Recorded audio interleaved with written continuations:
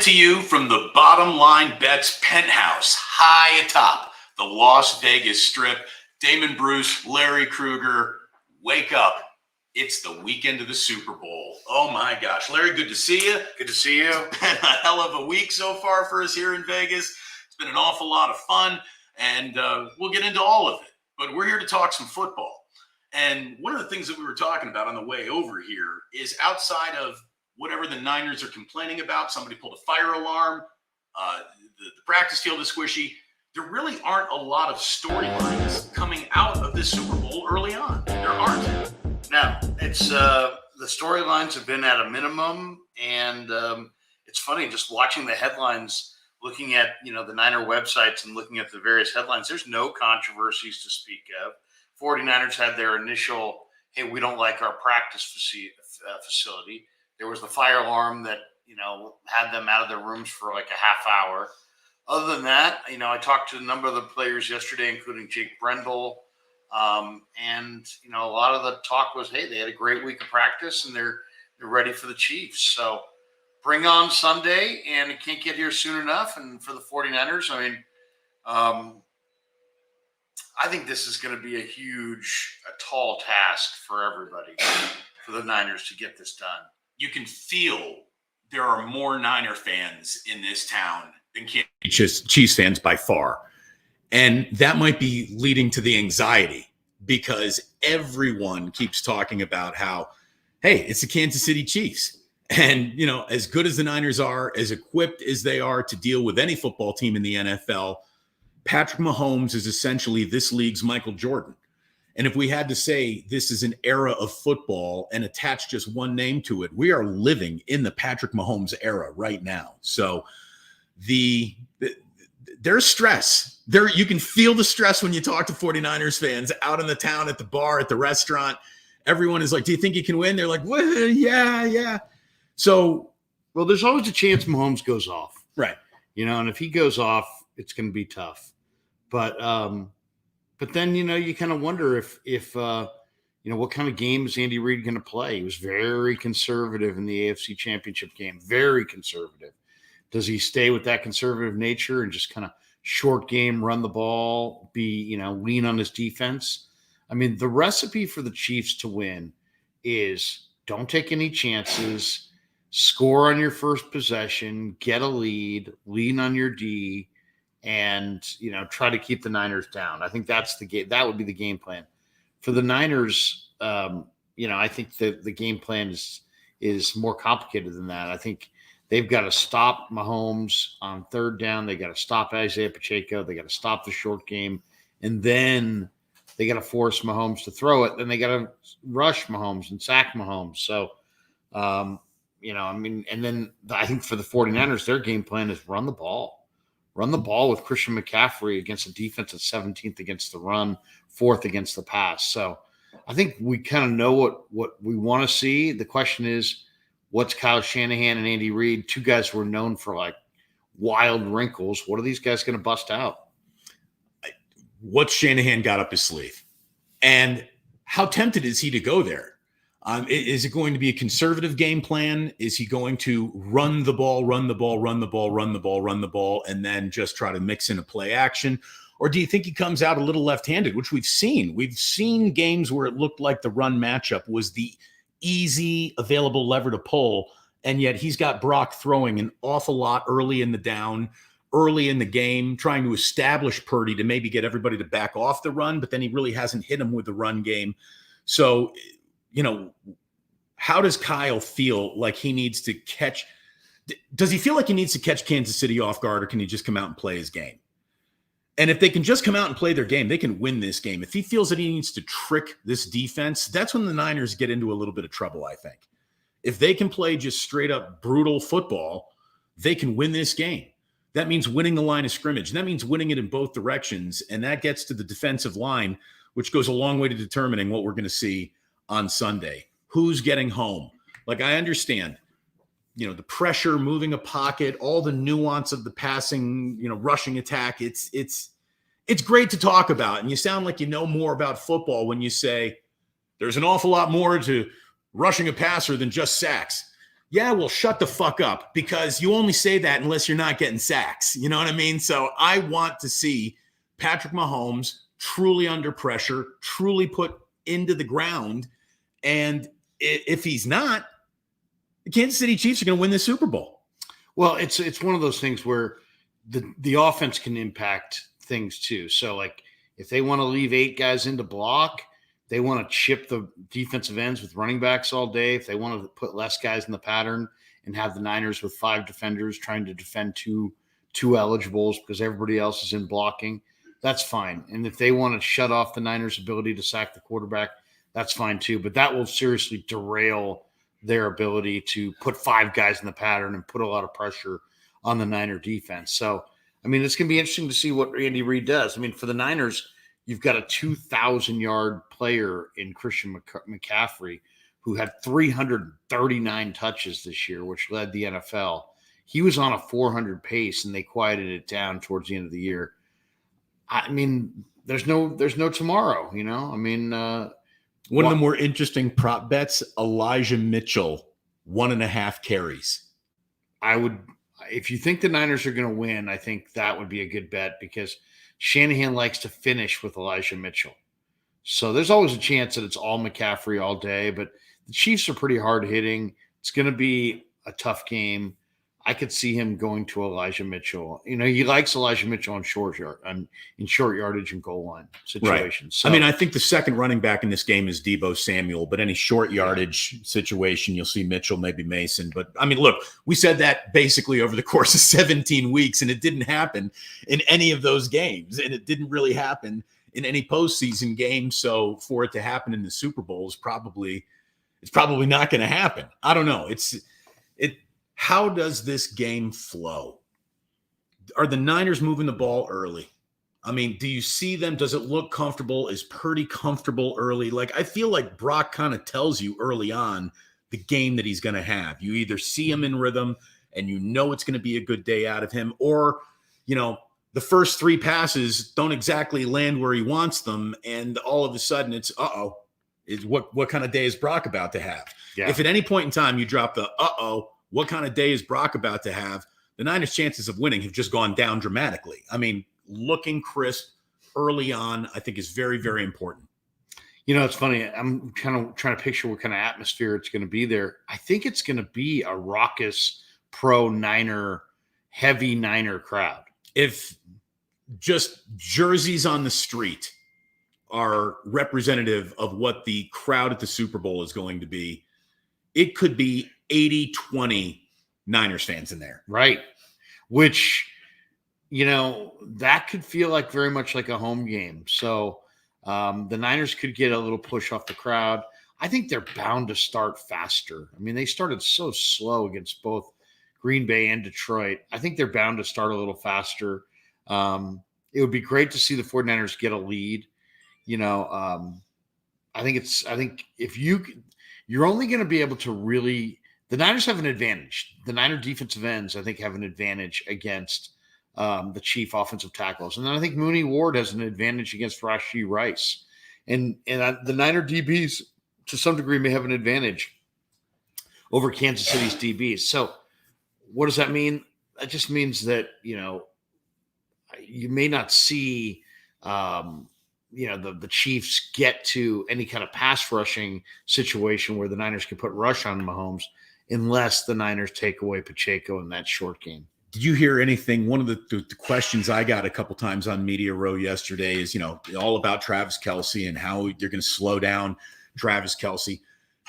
Are they going to ask Mooney Ward to check Travis Kelce? Is that an option? Would you take him and just put him on the best receiver, who is Travis Kelce? Yeah, you could if you wanted to get, you know, if you felt like, you know, none of your linebackers could stay with him. But you do have Fred Warner, who might be the best coverage linebacker in the game. I think Kelce's going to travel. I mean, Mooney's going to travel with Rashee Rice. And I think you're going to see Warner on Kelce a lot. And then, of course, you'll see a lot of zone. But, you know, the question I think also is how much zone, how much man do you play? Because if you play a lot of man-to-man defense, then Mahomes can run. And if Mahomes can run, then you're talking about big gash plays that could be bad. That's how the Niners don't get off the field on third down if that's happening, and we all know that would be bad news. Hey, welcome, wake up. It is good to have you here. We are coming to you from the Bottom Line Bets penthouse, baby. It is an unbelievable week in Vegas. Hopefully you can drink in a little of the city behind us here. We might be a little washed out, but who cares? Because Vegas is really the star here. And if there's one thing that I think everyone is kind of looking at right now, it's that Las Vegas should be the permanent home of the Super Bowl. This city, like normally a Super Bowl hits a city and it overwhelms a city. This city's like, so we're hosting a Super Bowl. What else are we doing on Sunday? Are we doing anything else? Like, this city can handle 350,000 people landing to come to a Super Bowl like it's nothing. They have 700,000 real estate agents and plumbers come in for conventions that are 3 times the size of people walking around that are coming to the Super Bowl. So look, give me a Super Bowl in Las Vegas, give me a Super Bowl in New Orleans, and I don't need to see a Super Bowl, I don't think, in any other city ever again. I really don't. Like, let's go back to Jacksonville. That's ridiculous. You opened a new stadium. So what? You're not New Orleans, nor are you Las Vegas. Hopefully the NFL picks Las Vegas as like a permanent Super Bowl spot. I think it's a great spot as well. I mean, you're talking about the glitz and glamour of a major event, and it's like you want to make your event bigger and better than ever. Well, have it in Las Vegas. People, not to mention that, now you got Harbaugh in LA, you got McVay in LA, you've got Shanahan with the Niners, you've got markets that are on the West Coast that are likely to be in these Super Bowl games in the next decade. If you said, give me the 3 head coaches that you think might win the most rings in the next decade, I'd probably go with Shanahan, McVay, and you going Harbaugh? Probably Harbaugh. Yeah, probably Harbaugh. So, I mean, you're talking about dream scenario. Anytime you could put the Chargers, the Rams, the Niners in there and have all those people either fly, drive, helicopter, whatever to Vegas. So, I think Vegas would be great. I mean, it's been in Indianapolis. It's been in Minneapolis. Those places, it's like, well, we went to the mall the entire time. Right. The food court was big. There's 70 food courts right behind me. Like, there's a food court that's bigger than any mall in every single one of these hotels and properties. I figured, because I've been to Vegas for some big Vegas nights, and it's like, the cab line is ridiculous, or it's hard to get an Uber, or it's hard to get into that restaurant, or hard to get into that club. None of that has happened. It hasn't been hard to move about this town at all for anybody. And I think fans are really enjoying it. And it's good to see. It's been great to see the media come together and enjoy it. We, as assembled members of the media, are the biggest bitch session you're ever going to see, right? There's going to be what do you not like about this place, Larry? Doesn't Jacksonville suck? Don't you want to say something wrong about Minneapolis? Everyone loves to take their shots. You can't help but be excited to be in Las Vegas. So I think it's put the media in a good mood, and maybe even made the media a little lazy. Like I said, there are no real storylines coming out of this Super Bowl. There are no game of week of practice things that we've heard about. And the turf story was from all the way back on Monday or Sunday of last week when the Niners actually got here. So, people keep asking this. That's a 5-day-old story right now. And by the way, it hasn't been raining that much. So the practice field looked really nice in the video where I saw Nick Bosa walking out on it. He's like, it's a nice sunny day.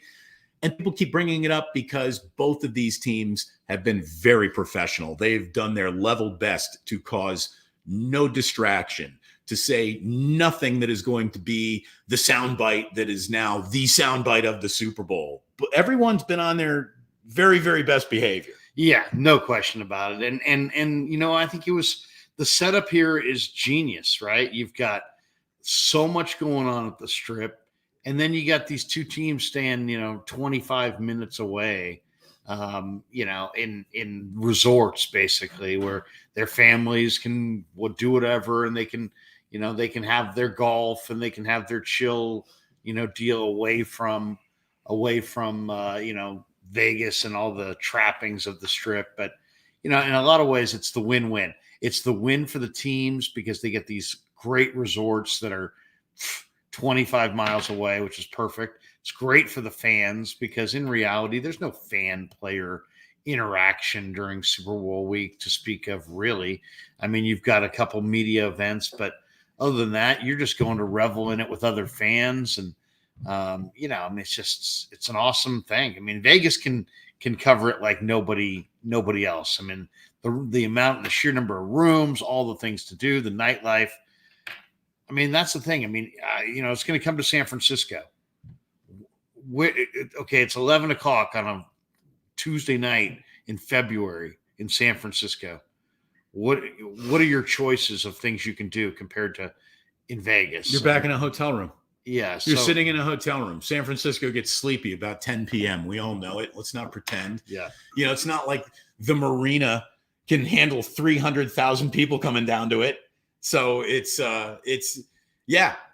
the places are just too small, to house anybody. If you're going to have a Super Bowl event, you got to have, huge amounts of room and space. Like you think the Moscone Center is a big convention center, and then you come to Las Vegas and you realize what big convention centers really, truly mean. I mean, and it's not even the Las Vegas Convention Center. It's the convention center inside of Mandalay Bay is gargantuan. Like the spacing of Radio Row, like there's never been wider aisles or more room in between the tables and all the shows that are happening. So I'm telling you, when they hand out their media report card for should we come back, most people are going to give this an A+. I mean, it's really been an awesome setting and an awful lot of fun. And again, thanks to our friend Stefan for allowing us this awesome setting from his, we won't disclose exactly where he is, penthouse suite.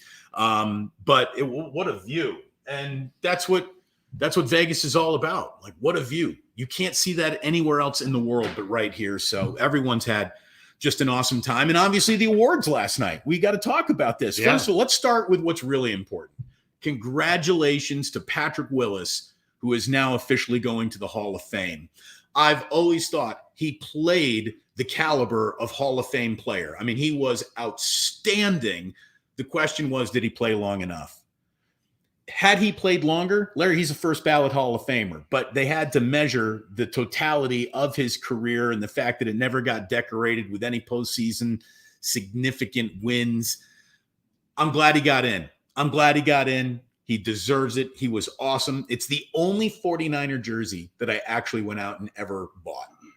He's a great guy, too. I mean, it's hard to beat P. Willis. I mean, what is the Pro Football Hall of Fame? Those guys are ambassadors for pro football, and you're not going to find a finer ambassador for the game than Patrick Willis.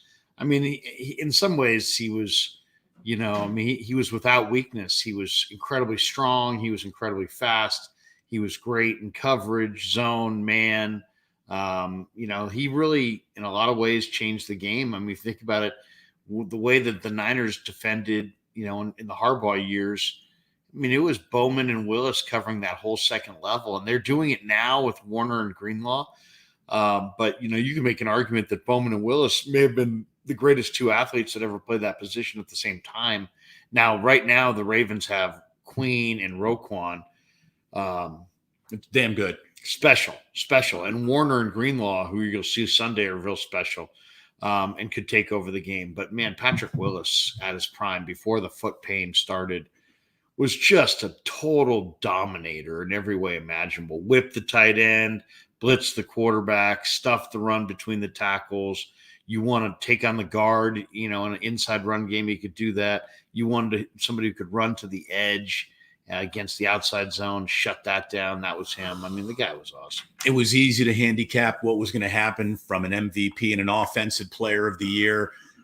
Lamar is your MVP, and Christian McCaffrey, your offensive player of the year. The very first time a 49er has won offensive player of the year. I said it the wrong way.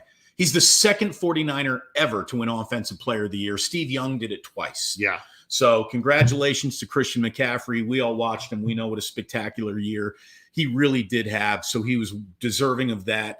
And And everyone was happy with the award ceremony. What Key from Key and Peele, one of those guys. I don't know what was it, Key or Peele. I can't. I think it was Key. He was your master of ceremonies. Balake. What? Remember, he's doing the roll call. He's like Balake. Oh, and he's like, my name's Blake. Aaron. Remember? Yes. The names. Jaqueline. One of the great commercials of all time. By the way, there's always somebody who thinks they got a point to make. Like we're telling you, like, you know, you can't get better views than here. And someone's like, we get better views in New York and you get better views in Colorado. Do you want to be in New York or Colorado in February? Come on. No, it's not. You want your Super Bowl in a nice kind of warm weather place. Although to be totally honest, it's been chilly. It's been really chilly. But it's not snow. There's no snow in Las Vegas that isn't brought in by ordered from someone. This was the week, though. You know, you got to bring your warm jacket, right? Because if you're going to be walking around outside, it's pretty chilly. I would say it's in the high 40s, but you know what? It's for a lot of people getting out of the winter, high 40s is like, oh, you kidding me? Bring it on. So look, hit like, hit subscribe. It's great to be with you. Thank you for being here with us. Obviously, we're very, very excited about this game. We want you to be excited about what we're doing here on Wake Up. And there is more Wake Up officially coming. And Larry, should we tell the people? We got an idea? We're going to be bringing Wake Up to you 3 days a week, Monday, Wednesday, and Friday. And this is going to begin and be routine. I think we might take like a little week off after the Super Bowl, kind of relax a little bit, decompress a little bit. Right. But we're going to be bringing you Wake Up 3 days a week, and we're going to be going from about 8:30 to 9:45. We're going to keep it tight for you. We're going to make it fit into your morning and into your schedule and do a morning show 3 days a week, about 45 minutes from 8:30 to 9:15. I mean, it's going to be tight. I mean, it's going to be very tight. Tight. I mean, we were thinking about calling the show Get Tight and Wake Up. Yeah. But then we didn't want to do that. It's going to be, I mean, tight. It's going to be really tight. It's going to be really tight. Would you say the show is loose, Larry? It has been loose, but this particular show will be tight. Very tight. I mean, very, keeping very that tight. in a very confined box. So that is officially our big announcement. But the two of us want to thank you for being an incredible loyal audience. We've had some guy who is who took you to a steak last night. You and Kevin went to steaks with just a listener, a watcher. Big Mo Easy. Big Mo Easy took us out last night, and me and Kev and Big Mo Easy hung out and broke bread. One of the callers from our Wednesday night live stream. Yeah, so that was a good time. The night before, we were with my pal Stefan of Bottom Line Bets and the penthouse that we are coming to you live from, and Dr. Paul Hughes, who, by the way, my knee, I've been walking around Vegas an awful lot. My knee feels fantastic. Dr. Paul Hughes was with us.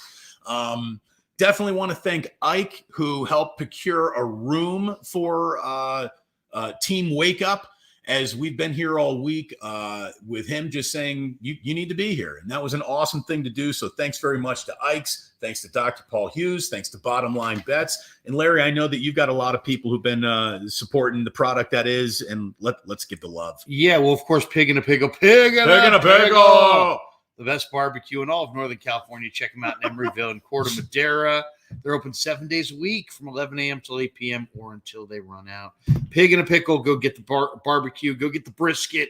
Go say hi to Damon and Mary. Tell them the Krug sent you. You got two Damons in your life. They're both very important. That's right. Damon Stainbrook is a great man, too. And Sharp Corners, Sports Cards, and Collectibles.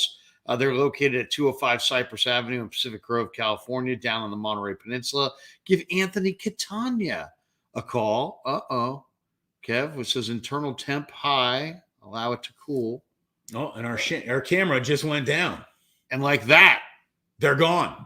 Change the camera. Let's change the camera. We can change the camera. We can do this. We can adapt. Yeah, there you go.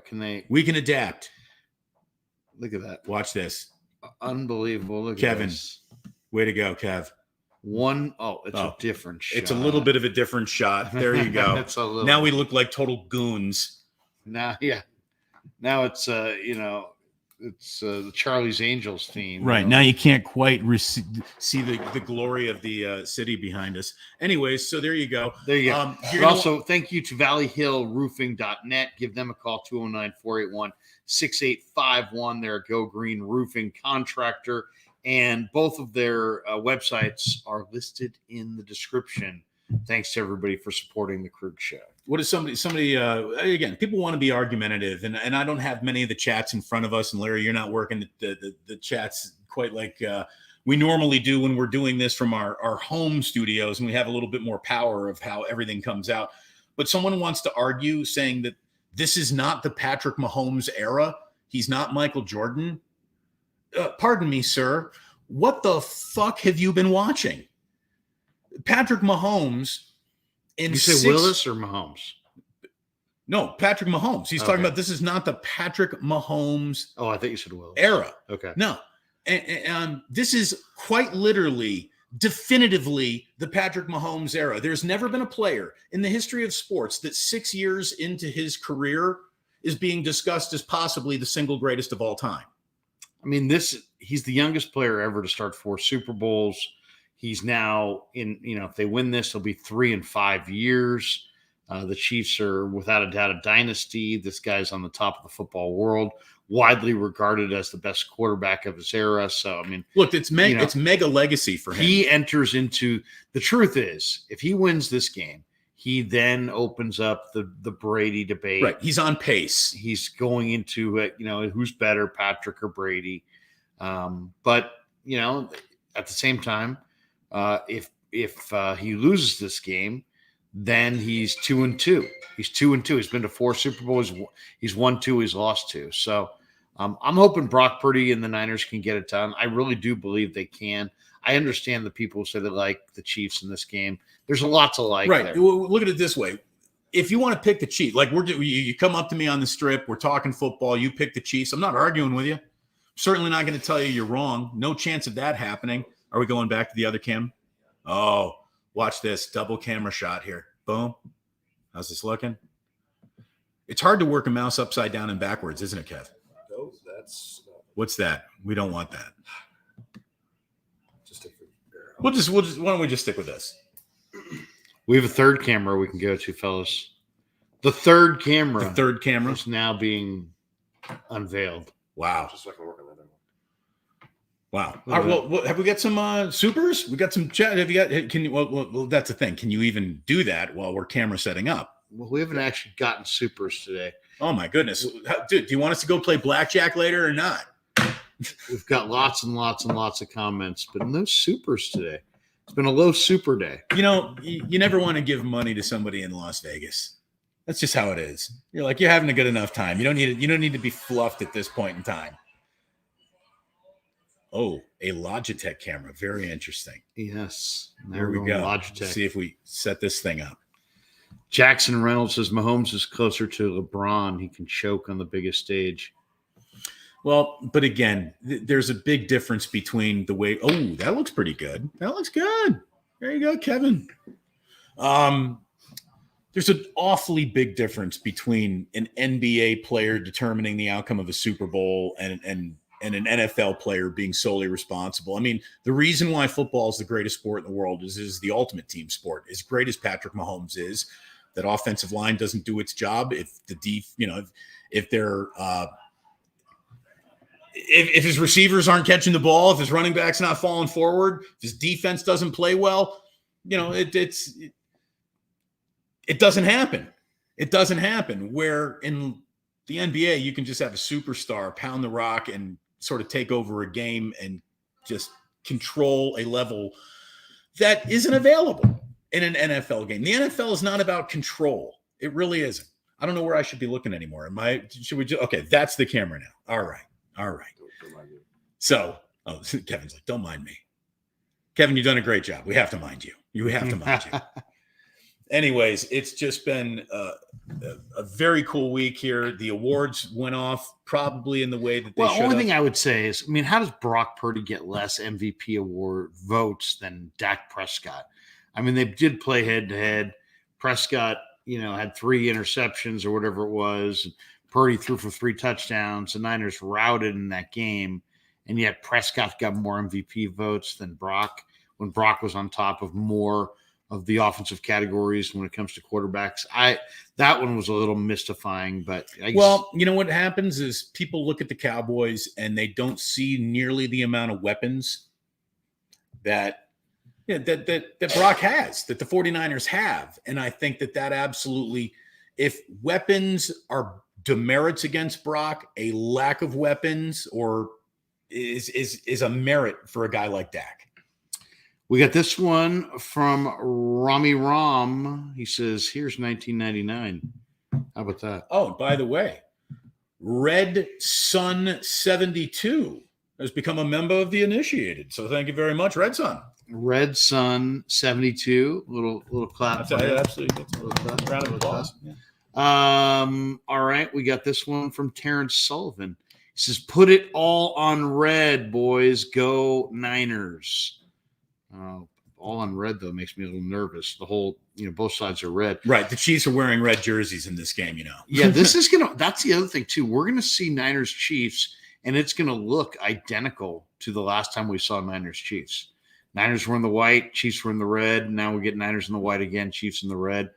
I'm looking forward to seeing a game in this place, though, because this is a fast surface. And, when you have fast surface, typically you have points. And it could be almost like a track meet. But here's the thing. I mean, a lot of people think this is going to be a low-scoring game. But is it a faster surface? Because it's still grass. This is not an artificial surface. So I don't know if it is a faster surface or not. I mean, faster than what we've seen. I mean, the Chiefs and Niners have been playing in cold weather, outside. Oh, the conditions will be better. Yeah. But I don't know. When you say fast surface, I'm thinking like, all right, so now you're at the RCA Dome. Well, but this is a synthetic surface, right? Though. Yeah, all that means is that the blades are a little longer, so it has a better look. It looks more like grass, but it's still synthetic. I don't know. I'm eager to see. No, this is a grass field. Or it's a grass field. This is a grass field. That's right. They pull it in. They pull it out and roll it in. So that's true. I cut myself shaving today.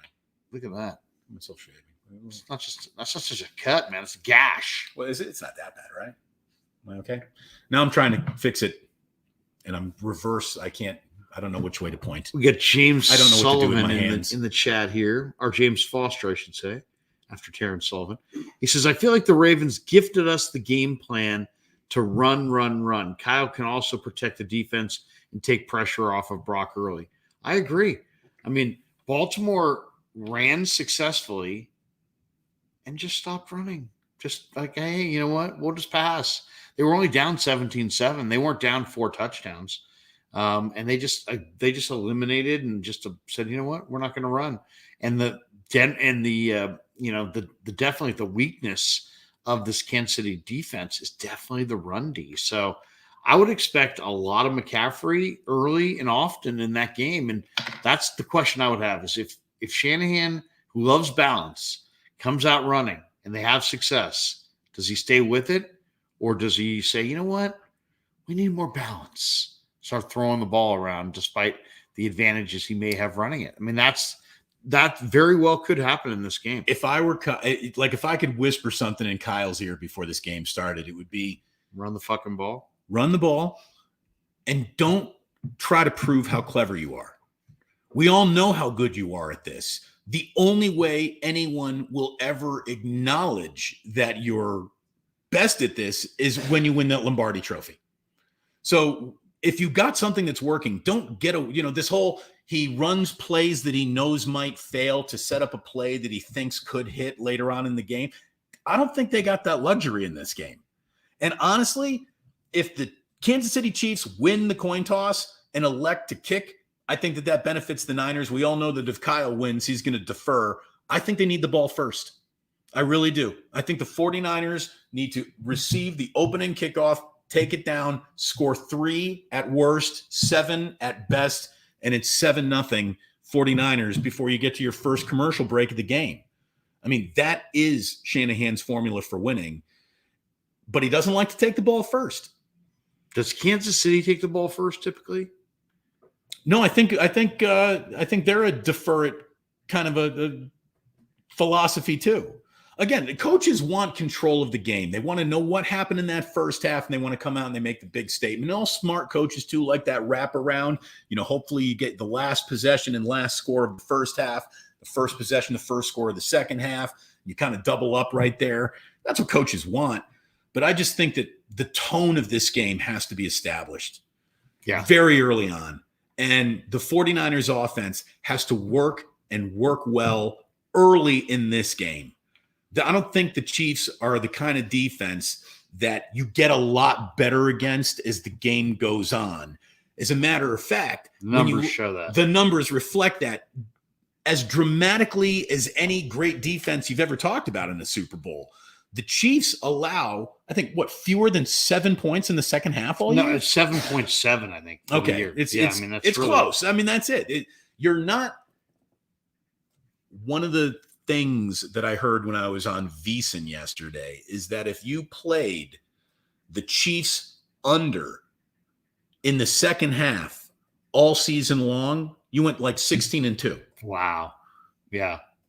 Yeah, their defense has been 17 games, so 15-2. Sorry. Their defense has been incredible in the second half of games. So they adjust. And they've had 8 games in a row where they've scored on their first possession. So, I mean, if all you knew about Kansas City is they have Mahomes, they have Reed, they're scoring on their first possession almost every time, and they're giving up 7 points a game in the second half. Right there, you can see the pressure points. You can see why people like Kansas City in this game. The question is, what kind of game is it? Is it a shootout? Is it a track meet? I could see it being high scoring. I mean, I absolutely could, because Mahomes, forget where their rankings are. They're playing good football in the playoffs, so they're scoring. Right. The regular season doesn't matter anymore. I don't want to hear anything more about any regular season trends or anything like that. The Chiefs, since they've hit the postseason, have been well. Phenomenal. And unfortunately for the 49ers, we haven't seen phenomenal in about a month. It's been a long time since the 49ers have been living in that playing phenomenal neighborhood that the Chiefs are residents of right now. So, it's about coming out and establishing yourself early in this game. I really, really believe that. They have got to show everyone, and I think they got to show themselves, Larry, that they got this. Yeah. And when the Niners, they start playing with confidence and that machine, that system gets rolling, there's a reason why they were favored in every single game this year. They are an overwhelming football team. And when they start overwhelming their opponents, they win a lot of games. Well, it may be as simple as who comes down to who can run it. The Chiefs on paper don't have a good run D, but they've got a good overall defense. So they rise to the occasion and stuff McCaffrey and make the Niners throw the ball. Or can the Niners, Isaiah Pacheco's run 24 times in 2 of the 3 playoff victories. They're going to get a full dose of Pacheco. Can the Niners stop Pacheco? If they can probably force Mahomes to pass behind 2 really questionable tackles. They could probably go sack Mahomes and cause some turnovers and win the game. But if Pacheco is running for 8 yards on first down, it's going to be a really, really tough game to win.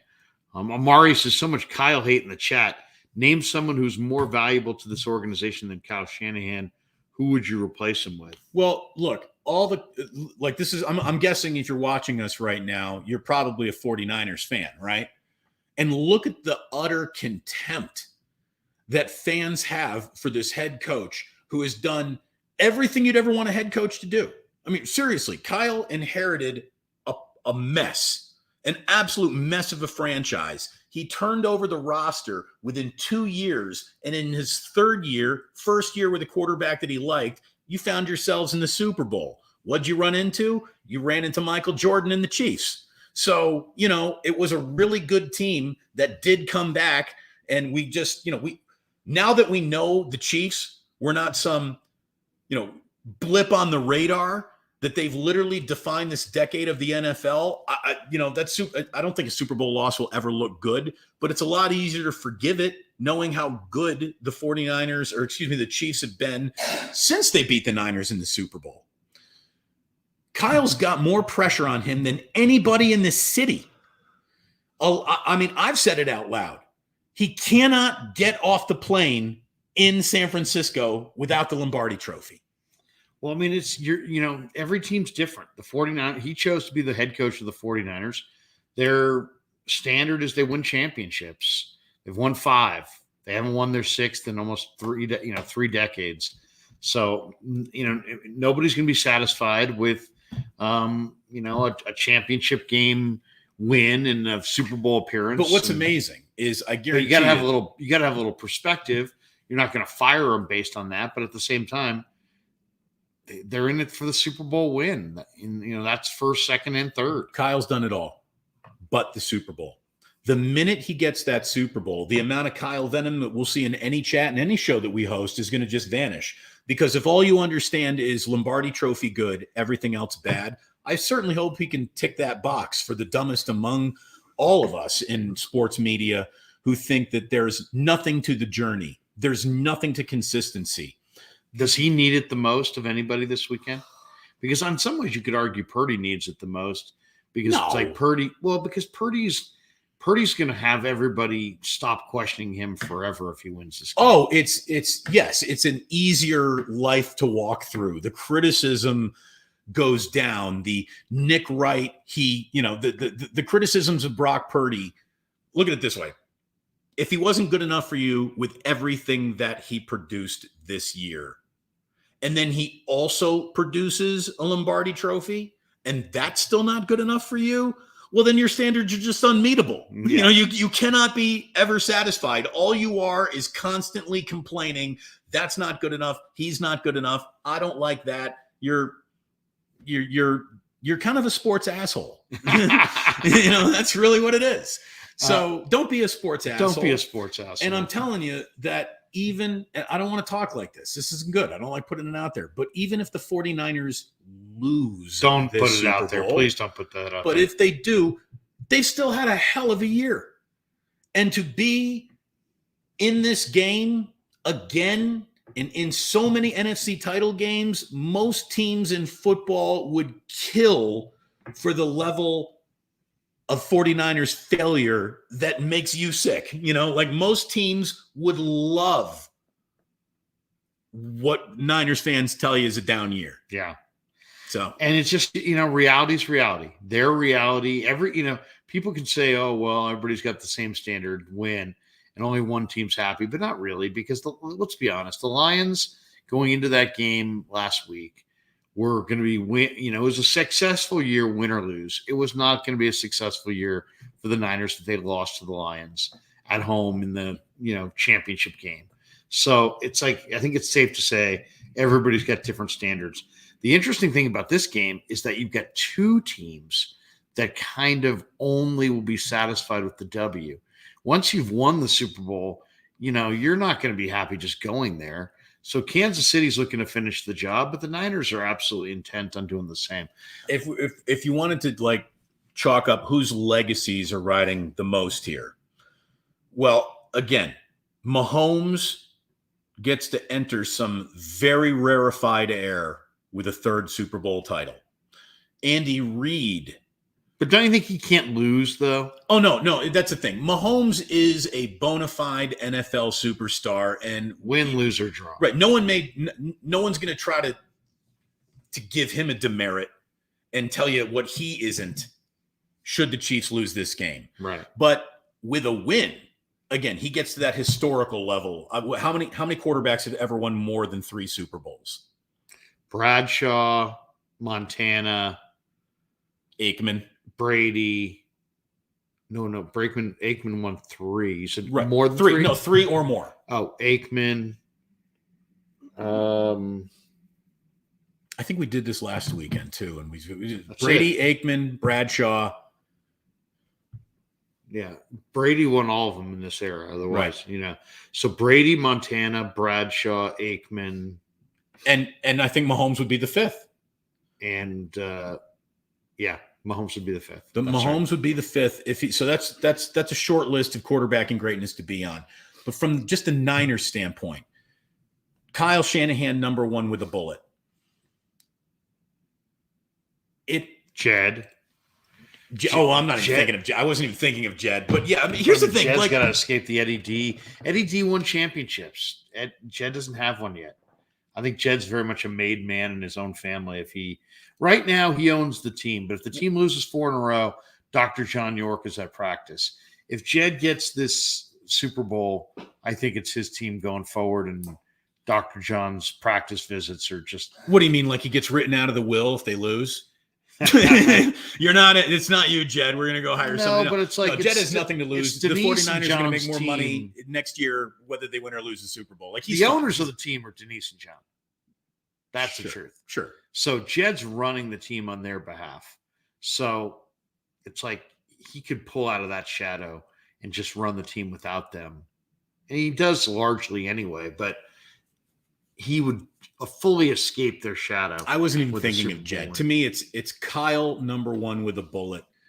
And then it's the who goes from, yeah, you're probably in the Hall of Fame to you definitively go absolutely first ballot Hall of Fame, Trent Williams. He's there. Well, that's the thing. He's there no matter what, but he's like unanimous first ballot if he wins a Super Bowl. Christian McCaffrey, I think goes to the Hall of Fame with a Super Bowl trophy this year. George Kittle, I think, is another guy who is running out of time in his career. You know, his body, you can feel it breaking down. His reputation changes for him to win a Super Bowl dramatically. Nick Bosa. How about this? Nick Bosa either gets a sack in a Super Bowl and the Lombardi Trophy and never hears about his salary ever again, or he doesn't do either, and that's all anyone talks about for the rest of his career. Is he worth it? Is he worth the amount of financial commitment that the 49ers have made to him? So it would don't you think it's still Brock Purdy at the end of the day when you think about it? Because like Brock Purdy is going to be delegitimized and minimized and marginalized. Well, every eyes you can think of. It's happened if anyway. They lose. If he wins, he's now in that elite group of quarterbacks. But the thing that I see for Brock is a really bright future, no matter what happens in this game. I mean, obviously, you get a Lombardi Trophy second year in your league as a starter. That's a big deal. But I mean, every time this guy's about to lose any game, people, the sports a-holes come out of the woodwork with he's not him, blah, blah, blah, blah, blah.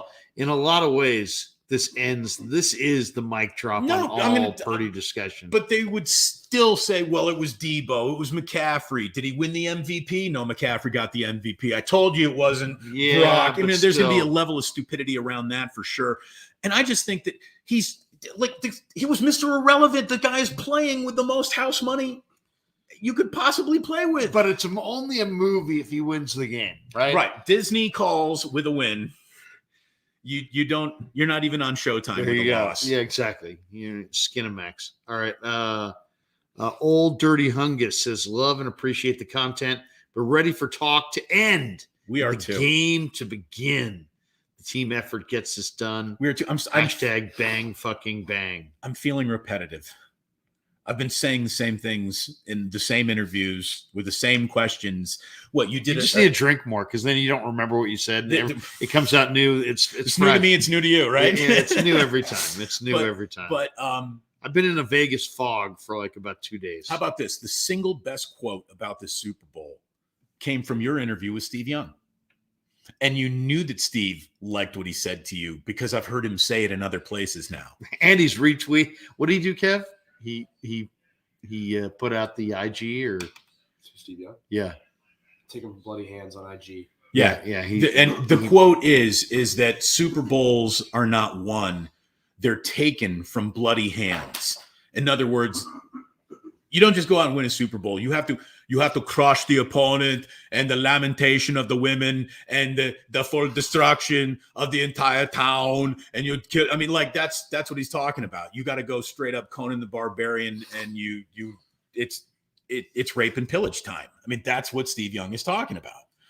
So the other team wants it bad. The other team wants it bad, but this thing you got to rob them. You got to take it from them.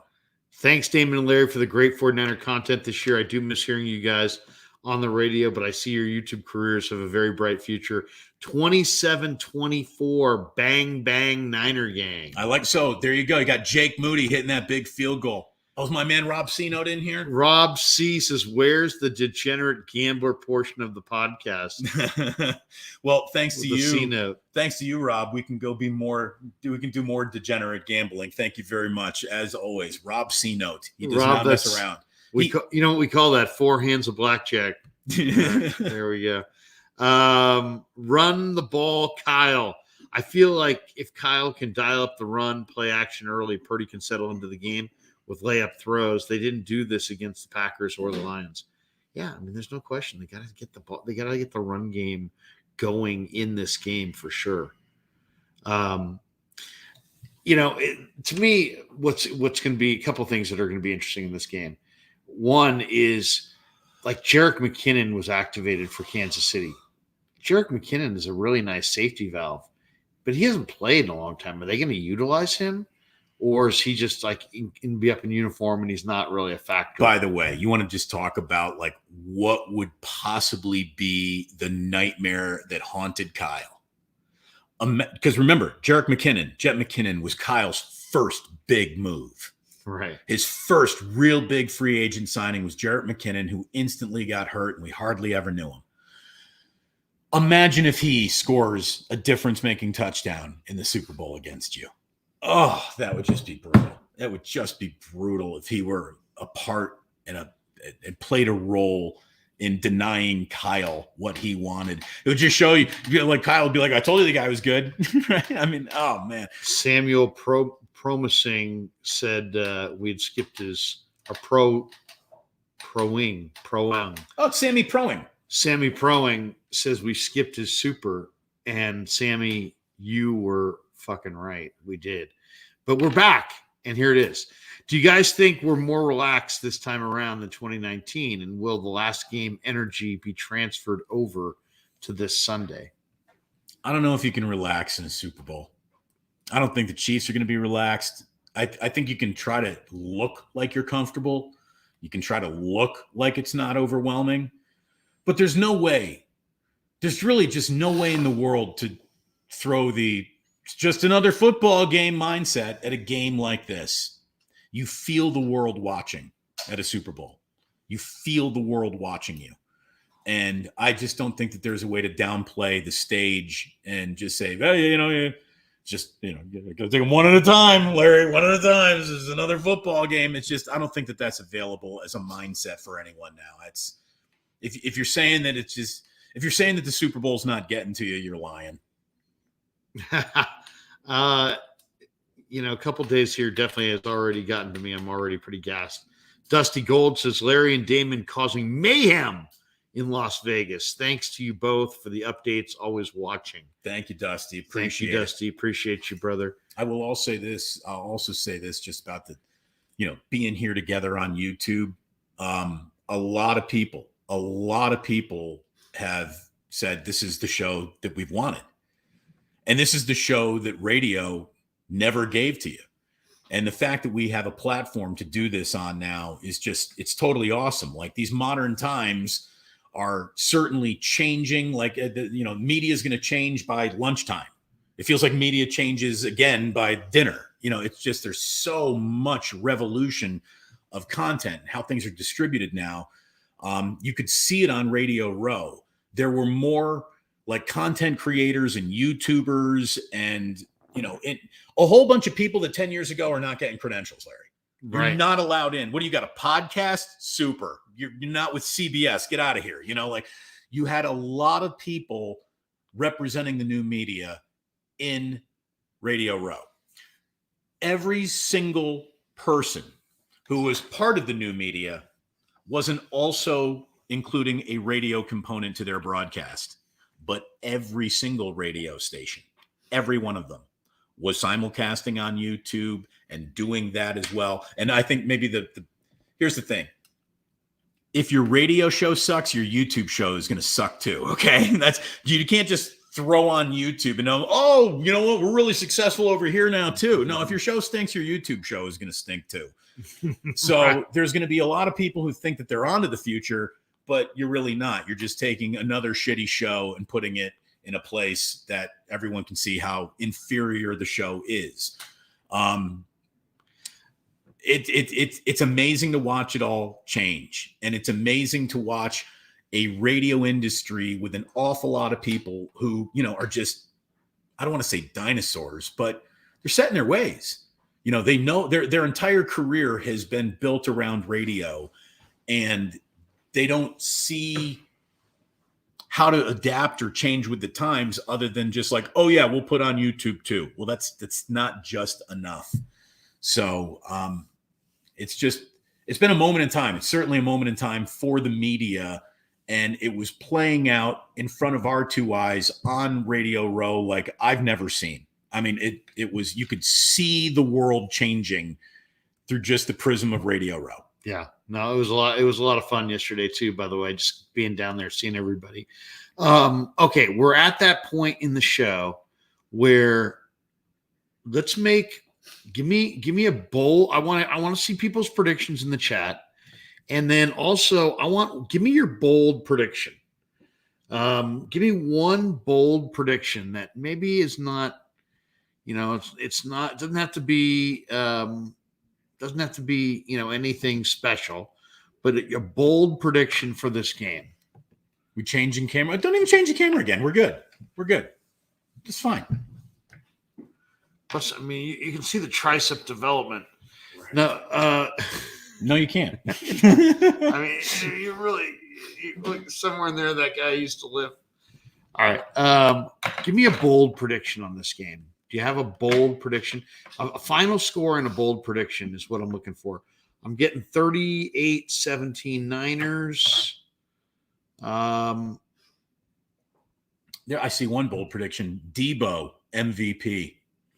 What would Debo Samuel have to do in this game to be the MVP? Have two halves like the first half last time. He had a great first half against Kansas City in the Super Bowl 54. And then Kyle went away from him. Or only touched it twice, I believe. Spagnuolo shut it down. Well, I mean, that's the thing. And there's a defensive coordinator that will take whatever is working for you and then take it away from you. And the Niners, again, they're built on the fact that they got more options to play with than anybody else. Well, Kyle's going to have to make sure that all those options are working for him. How about this? Super Bowl MVP, Brandon Ayuk. That would be bold. That would be pretty bold. That's a 10-catch, 150-yard, 2-touchdown performance, right? Ayuk, in some ways, has been the best Niner on the field in a lot of ways. I mean, McCaffrey really stood out in minicamp, but in training camp, Ayuk really stood out. Yeah, I mean, Ayuk has not had a lot of big games. He's had great reception games. He hasn't had a lot of touchdown games. If he could have like a 9-catch, 155-yard, 2-touchdown performance and put himself on the map going into free. It seems like the guys who are about to get paid always seem like they have huge games. So that might be a good call. Ayuk on the verge of getting paid. Now they have to pay him a monster contract because he goes off like Jerry Rice in Super Bowl 23. I like that. I'm going to go with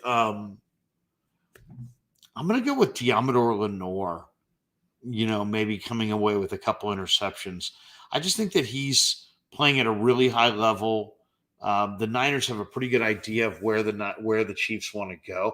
Unlike Green Bay, who had tons of weapons, and Detroit, who had just premier, awesome Amon-Ra's a 1, and Laporta's a 1, and Gibbs is a 1, and all these guys are just awesome number 1 type weapons. Rashee Rice is nice, but he's nothing super special. And I could see him and Lenore locking horns in the slot, and I could see Lenore jumping some of those routes. So I'll say maybe a Diamador Lenore 2 interception game, something like that. Could be a bold. I get a bold prediction for you. Prediction. Jake Moody game-winning field goal. Oh my God, Mr. Everybody's betting against him. What if he actually comes through for you? It's amazing that 49er fans are like, Jake Moody's going to lose the Super Bowl for us. There's no confidence there. It's just he's missed like 3 out of the last 5 kicks. Flav's in the house. Did you see the interview with Bourne? He told Kyle Shanahan. Wait, hold on a second. Put it up there. People are rolling in the chat here. He says Kyle Shanahan told him he could win the MVP before last game and led with reception. Said if Jimmy was better, he would have. It could be JJ this year. A little vote for Juwan Jennings. What do you think of that? Juwan Jennings, Super Bowl MVP. I mean, it's a long shot, but he is a money player. He is a big money player. He is, but he's not even going to be on the field. I think they're going to be running 2 tight end sets. How about this? Flavor_Reborn Restoration says Greenlaw for MVP. Says Greenlaw, 12 tackles, a forced fumble, a pick. He's going to win the MVP. I can see it. Here we go. I look at it this way. I think that Dre Greenlaw is going to lead this team in tackles because it's up to Fred Warner to just chase Travis Kelce anywhere he goes. If Fred Warner is shutting down Travis Kelce and leading this team in tackles in the same game, maybe he would get the consideration. Oh, I know. Jesus Manuel Meza Garza says Larry and Damon over 2.0 alcohol level during the Super Bowl broadcast. No, so now I'll be watching this thing on the couch with the kids. Yeah, I'm also we're both leaving on Saturday. We're going to be doing our shows from our normal locations night of the Super Bowl, and you don't want to be drunk covering a sporting event, like not 2.0 drunk. No. A little beer buzz never hurt anybody, but no, I don't think we're going to be very drunk covering the Super Bowl. Yeah, getting drunk. When was the last time you got drunk during a major sporting event? Indiana, Maryland, national championship game 2000. I threw up at halftime. Is that Lonnie Baxter and Juan Dixon in the boys? That was Steve Blake and Juan Dixon. Oh, Jesus. Oh, God, that hurt. That hurt. I drove from Connecticut to Bloomington to watch that game. So there's nothing quite like losing a national championship and then having a 16-hour drive back. That sucked. That's not good. That sucked. He who collects Kittle's 3 touchdowns. What does it say? 35-24. Niners win. Okay, I can see that. That's a good one. Do you think it's more of a shootout, or do you think it's a little more low scoring? I think it's a little bit more low scoring because the Chiefs got a defense that lives up to their reputation, and I think that the 49ers defense is about to find themselves. At least I certainly hope that they do in this game. They're better than they've played. It's time for the Niners to stop being better defensively on paper than on a football field, and I really hope that we see that on Sunday. Ralt DeCimo throws $19.99 your way. Says just got off the graveyard shift a couple of uploads hours ago. Had to stay to listen to the last wake up before the Super Bowl. First team to 30 wins the game, fellas. Niners bring their A game. There's no doubt they take this. Brock for MVP. All right, no doubt. I like the talk. I like the confidence of no doubt. Chris Topher says, "Love your show, guys. You've been my entertainment at work all year. Thanks, and go Niners." Thank you. And by the way, if you haven't been watching the whole show, Larry and I have already made the announcement. We want to tell you again that Wake Up has been so well received. And by the way, it's a little bit of an industry rag too. There are people in the Bay Area media are watching Wake Up. Like right now, I guarantee you there's some tired Niner beat writer laying in their hotel room bed with their laptop open on their belly watching this right now. I mean, people around this team, the 49ers, are paying attention to Wake Up. We know that because it's no longer called 49ers Wake Up. But we are going to be bringing you this show 3 days a week. Larry, is the show going to be loose or tight? It's going to be very tight. I mean, just think of a box, but just a tight, very tight box. The streamlined. We were going to call the show a tight box, but it was taken. And you'd be surprised the kinds of businesses that would take that. The websites that pop up when you go to tightbox.com. Seriously, it's very surprising, but at the same time, definitely perplexing. By the way, you know where there aren't a lot of tight boxes? Where's that? Right behind us. Yes. Anyway, so what we have is we totally screwed up our grandiose announcement. We're keeping it into a tight box, but we're going to have Monday, Wednesday, Friday wake-ups beginning about a week after the Super Bowl. We are going to get you through this offseason to the next season. Obviously, the focus will, go to the Warriors. I'm looking forward to dipping into basketball season. It's been a long football Corey season. Joseph for a second. Dunleavy not being left out of Not messing around, Larry. Not messing around with the trade festivities. Not messing around. Corey Joseph for a second-round pick. Hey, whenever you can save Joe Lacob about $3 million, you got to do it. Monte Ellis was a second-round pick. That's right. Gilbert Arenas was a second-round pick. Some guy named Green was a second-round pick. Jokic. Jokic. They just got Jokic. Oh, they traded for Jokic? Corey Joseph for Jokic. That's a good deal. Probably not for the Nuggets, but Dunleavy really comes out on top there. But not only are we going to be dipping into basketball, there will be some Giants talk. What? Probably less than ever before, because that's sort of who they seem to be these days. But Farhan, get me Jorge Soler. That's got to be easy, right? God. Go get Jorge Soler. It's February the 9th. When are you planning on signing this team? But Wake Up will be coming to you 3 days a week, 8:30 to about 9:15. We're going to keep it under an hour. Tight box. Tight. And we're going to make it fit into your morning. We're going to make it fit into your workday. We're going to make it fit into your lunch break. If you couldn't watch us live, it'll be the perfect thing to go to lunch with. Baby, it's going to fit. Well, of course it is. I'm looking at it. That's going to fit a lot of places. It's going to be good, though. It's going to be good. Tell a friend. Remember Alta Beta? What was that guy's name? He used to be married to Suzanne Summers. Tell a friend. Morning wake up with Damon and Larry Mondays, Wednesdays, and Fridays. So 3 days a week. 3 days a week of wake the fuck up. Very aggressive. All right. Very aggressive. Very tight box. Super tight. All right, here we go. We got this one too from four the Snowflakes. Lost the Super Bowl. I felt Kyle tried to prove his critics wrong on the Jimmy narrative, not able to throw for the win when we should have run the ball. And he worries that Kyle will do the same considering Brock's critics. Has Kyle learned from the Falcons in the last Super Bowl? First of all, it's a good question. Yeah, it is a good question. And I'm leaning towards Kyle's learning his lessons. He trusts Brock to throw it more than Jimmy, though. I don't look at it this way. There's no mission other than win the game. I don't think that there's a side agenda. There isn't a let's get the critics off this guy's back, or let me show you what Brock can really do, or Christian McCaffrey can really do. Like, this isn't about giving anybody style points. This is winning the game, because that's all anyone's going to remember. Tom Brady threw for 500 yards in a Super Bowl that was lost, for goodness sakes. So, I don't care about style points. I don't care about statistics. Obviously, if you've got some over-unders on some prop bets for guys, you do. Kyle's made 0 plays on the strip this week, right? Kyle's made no over-under bets on anybody's prop totals. So it's just about winning the game.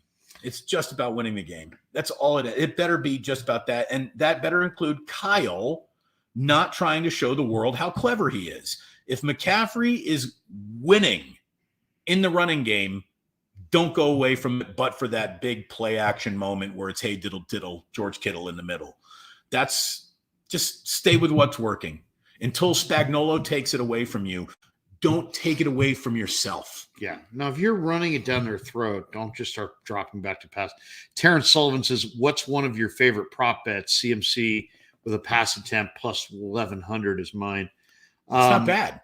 I'll give you my underdog picks. I went with Juwan Jennings higher than 1.5 receptions. 2 catches, it's a winner. Yeah. Travis Kelce with an anytime touchdown.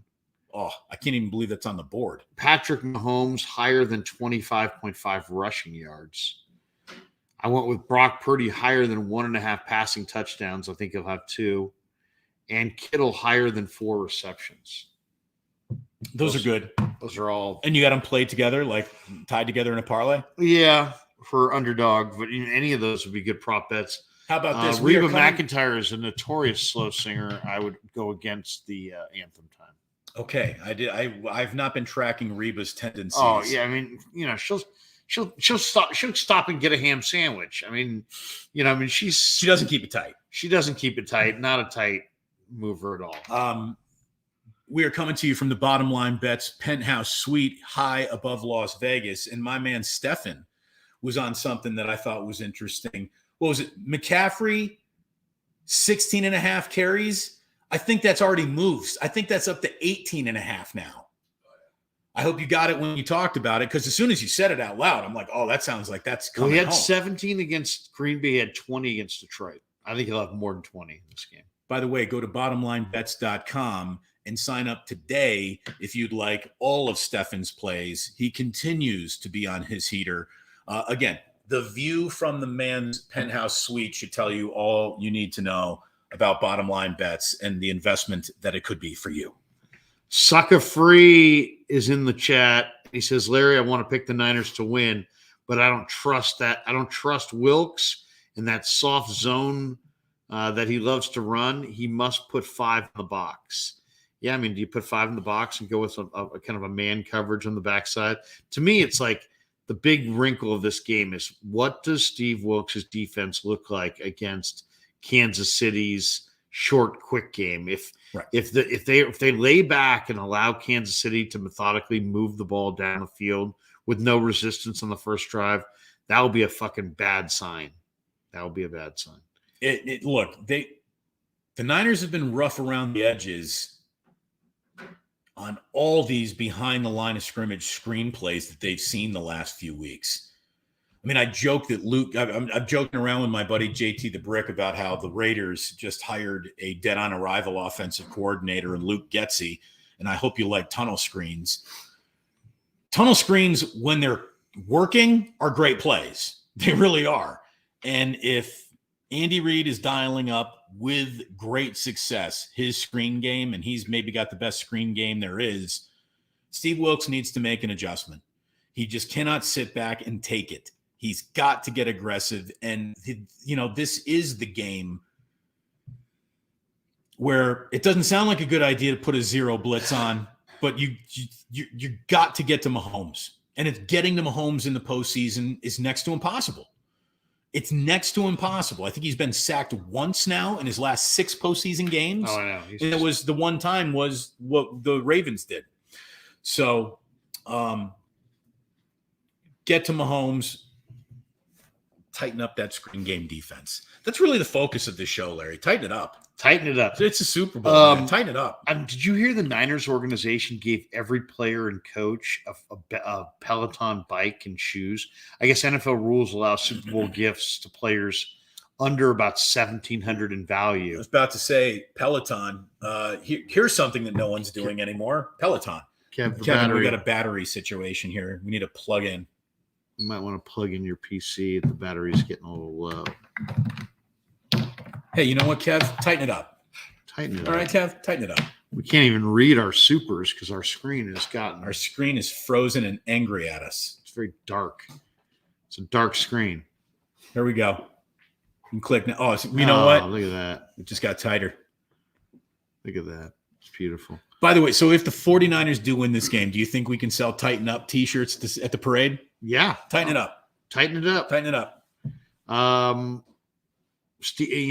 Wake up in a tight box. Stephen C. Woodson picked the Niners. He made a great point, saying the 49ers were in a funk midseason and came out of the bye on fire. He thinks the 49ers follow suit again. Would that be Darren Woodson, Rod Woodson, Ray Woodson, Charles Woodson? I hope it was Ray Woodson. I hope it was Ray Woodson. Tracy Wolfson. Adam Montiel says, just here for the tight box jokes. Enjoying the show. Thank you. Look at that. See, you throw tight box jokes. He says, you know what? I got $9.99 for those guys. What do you got? You got crisp football analysis or tight box jokes? I know what I'm here for. Well, things were going well. Stephen C. says, I like my shows like I like my women. Very tight. Tight. Keep it tight. Tight like a tiger. There you go. What can we say? G2 the universe. Do we have access to the torch if we win this game? Who would we have to pay for that? LOL, Papa does that honors. I think JT the Brick might be able to get us some torch time. So That's the undying flame of Al Davis. I think they're having like 3 former Raider greats come out and light the torch. It's like Bolitnikov and Khalil Mack. No, no, but it's. I think they're going to do some Sebastian Janikowski. Yeah, some former Raider greats are going to be part of the torch lighting ceremony. The question was, will the torch be on? It will be on. Who do you think Mark Davis is rooting for in this game? He's rooting for the 49ers. He is? He is absolutely rooting for the 49ers. JT the Brick, who in one of the best videos that we haven't even put up yet from Radio Row that it's going to be on. Has Wayne Newton in it. Wayne Newton, folks. Wayne Newton. Shaking hands with this guy. Wayne Newton initiated the handshake. I didn't even reach out for Wayne. He reached out for me. I think it's safe to say Wayne's had some work done. Wayne has tightened it up. Wayne has tightened it up, no doubt. He's unique looking. He is a unique looking human being. But what were we talking about before that? So JT the Brick said that the nightmare scenario, the one thing that cannot happen, is Patrick Mahomes smoking a victory cigar in the Raiders' home locker room because he just won a Super Bowl. And I'm down with that. We can't let that happen. Yeah. So whatever Mark Davis can do to help the 49ers win this game, I'm sure he'll do it. Mark, get out of PF Chang's and get working. Watchtower 1001 seems the magic number for the 49ers this year is 31 points. Do you guys agree? How do we get to 31 points? Example, 2 McCaffrey touchdowns, 1 Kittle touchdown, 1 Ayuk touchdown, and a field goal. Well, I got 31-20. I got 31-20 Niners. Niners are going to get to 31. Chiefs are going to get to about 20. So you got to win and a cover. I do. I mean, that's a tight bet. I do. I'm not sure what I'm actually going to wager. I like Stefan's. Stefan likes the Chiefs over. So he likes the Chiefs over the individual over. So that's 23.5. So that would go under. I could see it being 31-24, but I think the Niners cruise in at about 31. Look at it this way. Since we're coming to you today from the Bottom Line Bets Penthouse Suite, we'll move Larry's guess to 31-24. Did I say 31-20? Fuck me. No, I'm going to say 31-24. That's it. For the country T-bone that I had earlier tonight. Look at it this way. Earlier this week on Steph. When you walk around here, when you talk to the Sharps. Great place, by the way. I love that place. I was over at I was at VSiN, which is the Vegas Insider Sports Network. Right. Over at Circa, which is just the most gorgeous sports book. That thing is monstrous. This is when me and Kev were ripping it back with Mo Easy, big Mo Easy. Yeah, you guys were getting steaks. I was working hard. But I did get to talk to a few guys who really operate in that gambling space. All of them are on the Chiefs. Really? Every Sharp is on the Chiefs. Everyone thinks that this is like, it might be easy. So no, it won't be easy. I don't think it's going to be easy either. But an easy win, just in terms of a gambling standpoint, you're not sweating out the. I mean, that's the thing. They're not saying it's an easy win. It's just it wasn't a hard sweat. They think that the Sharps like the Chiefs. To me, the only question is over or under. Do you like over the total or under the total? What is it again? 47.5. See, this is what I'm thinking. Like right on the number. Chiefs plus 9, 7.2. Chiefs plus 9. Yeah, I was going to say over 40.5. Yeah, exactly. That's if you're looking for the easy cash bet. The Chiefs on the teaser, especially in the 7.5 point teaser, where you could go to like. But I mean, we've max. Well, yeah, if you get the super tease, but I mean, if you can get 7 and then you add 2 plus 2.5, you get 9.5. But I mean, I have one teaser I do the 7.5 point teasers. You can get 10 Chiefs plus 10 to the tease it down from 47.5 to 40. And go over is a freaking log. Minus 175. Bro. Yeah, no, I know. You're not great numbers. Stefan's telling me about how bad my wagering is. I get it. I understand. All right. It's a nice little confidence boost. Yeah. Right. Well, no, you're going to cash, but you're not going to cash a big number on that if you take the tees. 7.2 is -150. You run the ball. Kyle says, how aggressive will Kyle be inside the 40 on 4th down, especially if Moody misses an early one? We've won by 3 in both playoff games. He's my biggest fear. I actually kind of think that Moody's struggles might make Kyle go for it more, and going for it more is more in line with kind of the modern day, Look, you're beating the Chiefs with touchdowns, not field goals. Yeah. So Go for it. Go And I'm for it. telling you, Larry, it's against his tendency. Special teams fake. The Wishnowski, I'm telling, steal a possession. Yeah. Steal a possession if you can.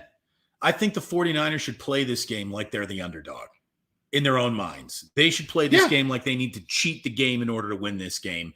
And if they're playing really good football and they steal something from the Chiefs, that's how they win. The Niners let's be totally honest about this. The Niners played with much more urgency in the second half against Green Bay and Detroit. If they don't play with that level of urgency in the first half, they won't win. Well, and look, if you're not motivated to come out all guns firing in a Super Bowl, like, fuck you. You don't deserve to win. Yeah. It's a Super Bowl. You shouldn't need any motivation. You shouldn't need any, like, hey, are you up for this one? Yeah, it's the Super Bowl. I'm up. I mean, Chase Young, you would think wouldn't have needed to any nudging to get ready for the NFC Championship game, and he apparently did. So, can I give you a theory of mine? Sure. I think that Kyle Shanahan told him to dog it on a couple plays. No.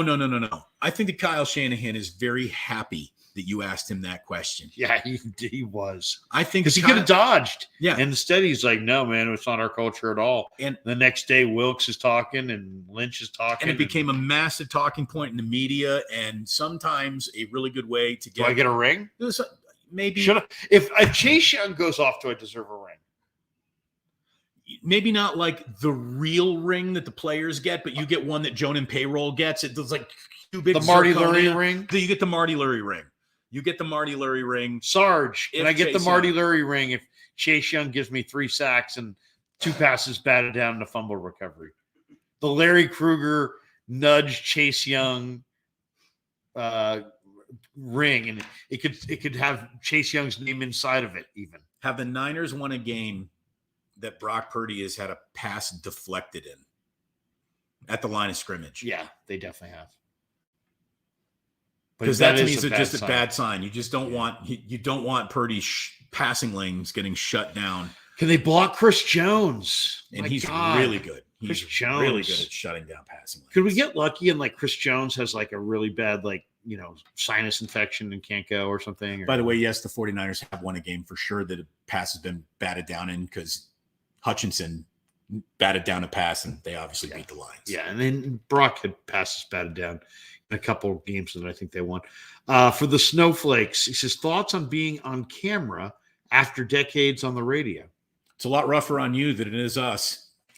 We've been living with this every day. Now you have to see what it looks like. We're sorry. Yeah, I mean, bringing my good looks to the audience is just, this face is made to be seen. Maybe we can get the Wayne Newton treatment. How's Vegas? It's great. People are asking where Kev is. Kev, can you make a brief appearance on camera? There you go. Kev Krueger. He does great work, folks. Look at that. Look at that hair. Look at that hair. I think it's a pompadour. All right. We got Anthony here who says Kyle needs to pound it, run the ball, Annie baby. Do it for Annie baby. Absolutely. We can't replicate that here. I don't have this. This is the one day we couldn't go there, and we went there.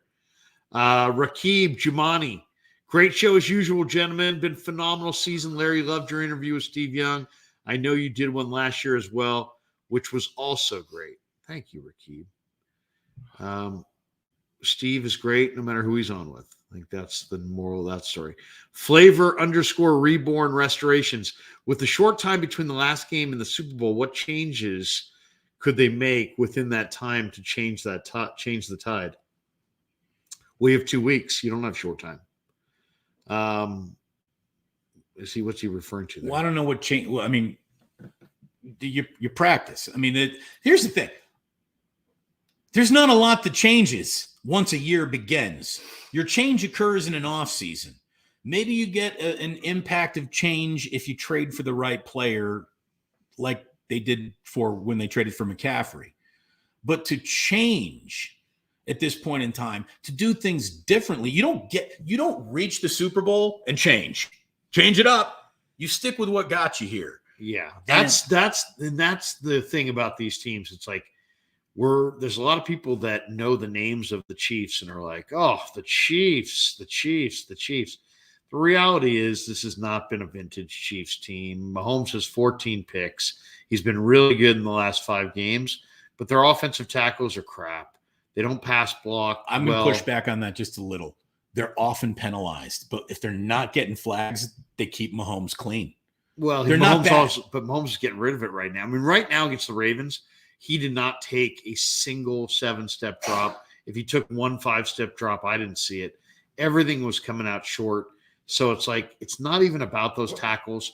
It's like this game, the first thing you have to do is stop Pacheco and all this quick stuff right off the line of scrimmage. If you don't stop that, they're never once going to drop back to pass. They don't need to. If they drop back to pass, then they expose their tackles to Bosa and some outside rush. If you can just as you're drifting back, go Kelsey, boop, Rashee Rice, boop, little flip to the flat to Pacheco, hand it to Pacheco, and the Niners can't stop that. They're not going to do anything else. So that's why hugging up on their short stuff early and taking away Pacheco is so vital. If you do it, now it's a game. But if you don't do it, that's all Mahomes is going to give you, and he can play that game at such a high level that he's not going to turn it over. When you're throwing 3-yard passes to guys standing right there, there's not a lot of hope for turnovers or sacks there. So and I you also can neutralize the Niner rush by doing it. I also think it lends a little bias to not throwing that holding penalty. Yeah. If the ball is out so quick, well, then whether he held or not is kind of irrelevant. And before I can even reach for the flag, the ball's out. So maybe it wasn't. There wasn't a single holding penalty called on the Chiefs offensive line in 2019. I've heard that brought up as, there's something that the Niners are still complaining about. Like they're complaining about a Super Bowl from 4 years ago. Means they're not focused. No, they know what they're doing. They're putting that out into the world. And hopefully it gets to, was it Bill Vinovich doing this game? Right. Hopefully it gets back to Bill Vinovich that everybody knows that you let some holding murder happen in that first Super Bowl between these two teams, and everyone's going to be watching it. Like Bill Vinovich, we are going to be watching this, and we're going to be talking about you. So it's like Phil Jackson talking about the officials in between games. He's just setting the stage for the next game. Whatever dude says 31-28 from Steven in the 408 Niners. There you go. Flav's in the house. He says, I love Mitchell under 1.5 carries. No way he touches the ball unless something happens to CMC. Yeah, but, this would be a hard-hitting game, and CMC could easily take a couple hard hits. The other thing in this game is if you think there's a chance the Niners win this game, they could give the ball to Elijah Mitchell just in the fourth quarter. They trust him in that role. Bomber 78. You guys are freaking hilarious. I love it. How are you both feeling about a Niners win now that it's just a day and a half away now? 2 nows. Again, I got it. I've said this before, and I'm talking myself into the Niners. My gut tells me Chiefs. I think you're wrong. But I'm talking myself into the 49ers, and I really hope that the better football team, which they've been billed as, shows up in this game and prove that it's not Patrick Mahomes is that individually good, that an entire football team is how you win championships. And I hope that it carries the day. But I have to talk myself into the Niners. And when I talk about it, like I start seeing the paths to victory, and I don't think that they're dead on arrival. I certainly don't think that the Niners got no shot in this game. Technically, the Carolina Panthers would have a shot in this game. Any given Sunday, anybody can come and beat anybody. Anybody can have a bad day, an off game. It happens. They can't turn the ball over. How about this, Larry? The Niners are going to one turnover. You're probably losing the game. I just don't want to lose any of these super chats here. I know. You're not. I didn't feel like you were ignoring me. I can see what you're doing. I'm super chatting down here, and we've had. Hold on. It's abnormal. BS Wintex says if Larry was a cartoon character, he'd be Elmer Fudd, while Damon would be Bugs Bunny. Okay. I think now we're getting real controversial. Okay, I thought I saw some supers up here that we didn't get to, and I hate to not get to all of the. Didn't you start them all, right? I know they're all starred, but I mean, I saw one in here about Stefan Sweet, and I didn't. Did we get to that? I don't know. Elmer Fudd. I know. Well, it's not really a compliment. I mean, I got to be honest with you. Bugs Bunny, thank you. I mean, iconic. I'll take it. The Elmer Fudd thing, I think, was kind of a shot. It was a little bit of a shot. I mean, okay. Well, so yeah, we've got some here we didn't get to. I know we got the Rob C note out there, so that's the okay. most thing. Yeah, but then we didn't get to this one. Here we go. Did we get to this one from James Foster? Bold prediction: Kinlaw blocks a field goal. No, that is. You know what? I'm glad we got to that. That is the boldest prediction you're going to get. Kinlaw field goal block. Sure. We got the graveyard. Well, look, while Larry's looking for other ways to make sure we say thank you for you supporting this channel, thank you for supporting this channel, both of our channels, with super chats and your generosity there. Memberships available on Larry's channel and mine. Again, that is an extra layer of real support that is very meaningful. But just hit like and subscribe. I mean, you don't want to spend any money on your YouTube show? That's fine.